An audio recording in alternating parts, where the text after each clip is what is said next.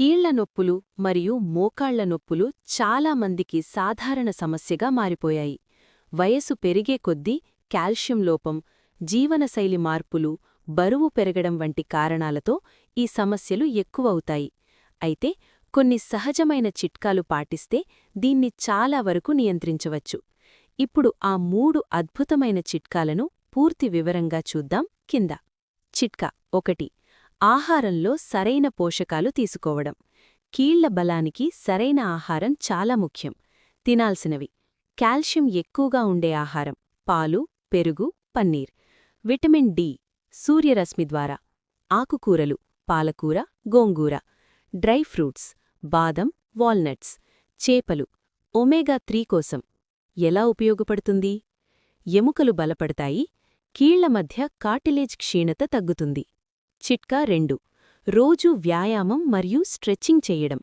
చాలామంది నొప్పి ఉన్నప్పుడు కదలకుండా ఉంటారు. ఇది పెద్ద తప్పు. చేయాల్సిన వ్యాయామాలు: నడక, రోజుకు 20 నుండి 30 నిమిషాలు. యోగా, ప్రత్యేకంగా వజ్రాసనం, తాడాసనం. Light stretching. ప్రయోజనం: కీళ్లలో రక్త ప్రసరణ మెరుగుపడుతుంది, కట్టుదిట్టం అంటే స్టిఫ్నెస్ తగ్గుతుంది, నొప్పి ధీరిగా తగ్గుతుంది. చిట్కా 3. సహజ ఆయిల్స్తో మసాజ్. ఇంట్లోనే చేసే ఒక సింపుల్ టిప్. మిశ్రమం: నువ్వుల నూనె 2 స్పూన్లు, వెల్లుల్లి 3 రెబ్బలు, అల్లం చిన్న ముక్క.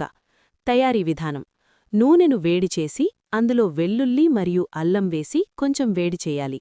చల్లారిన తర్వాత నొప్పి ఉన్న చోట మసాజ్ చేయాలి. ప్రయోజనం: వాపు తగ్గుతుంది, రక్త ప్రసరణ పెరుగుతుంది, నొప్పి త్వరగా తగ్గుతుంది. ఇలా ఈ 3 సులభమైన చిట్కాలు మీరు రోజూ పాటిస్తే కీళ్ల నొప్పులు మరియు మోకాళ్ల నొప్పులు క్రమంగా తగ్గి మీ జీవితం మళ్లీ సుఖంగా మారుతుంది. ఈ వీడియో మీకు ఉపయోగపడితే తప్పకుండా లైక్ చేయండి, షేర్ చేయండి. ఇంకా ఇలాంటి ఆరోగ్య చిట్కాల కోసం మా ఛానల్ను సబ్స్క్రైబ్ చేసుకోవడం మర్చిపోవద్దు. మీ ఆరోగ్యం మీ చేతుల్లోనే ఉంది. జాగ్రత్తగా ఉండండి, ఆరోగ్యంగా ఉండండి.